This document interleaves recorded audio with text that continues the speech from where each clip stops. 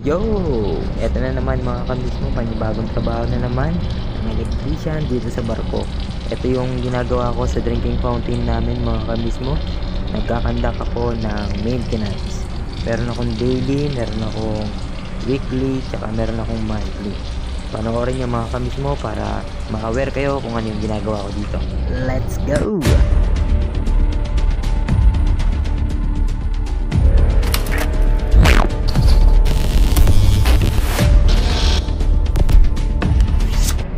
Alright, what's up mga kamismo? Ngayong araw na ito ay papakita ko lang sa inyo yung pagme-maintenance ko ng drinking fountain namin dito sa barko. Ayan, Aircool Hoshio maker niyan. Bubuksan ko lang to para makita nyo kung ano yung nasa loob. Dinidrain ko yung tangke niyan mga kamismo every month. Yan, ito yung record ko mula ng pagsakay ko, pagsampa March until now August. Tapos daily ko naman tong dinidrain kasi dito kami umiinom, pero nag-order din ako ng purified water kasi hindi naman palaging malinis din to, dahil katulad ng dati sa Puerto, kinargahan kami ng tubig at sobrang dumi ng tubig kasi every week or every 2 weeks yata nagkakandak si third engineer ng potable test ng tubig para malaman kung safe bang inumin o hindi. Syempre kasi ito yung ginagamit na pangsabaw sa pagkain, sa bigas. Iba yung linyada ng ng fresh water na panligo.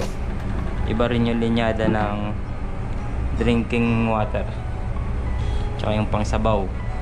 Ayan yung aming drinking fountain, yung pinakaloob niya. Flashlight na natin. Yan. Yung model na to mga kamismo, wala siyang UV light dito. Kasi yung iba, karamihan ay may UV light dito. Dahil nga merong pang pump ito na drinking water pump sa engine control na merong UV light, hindi na to ni-require or in order nila yung wala ng UV light. Ito yung compressor nya. Kuminsan yan din yung nasisira, lalo na sa engine control room. Ito yung madalas masira, compressor, dahil mainit doon.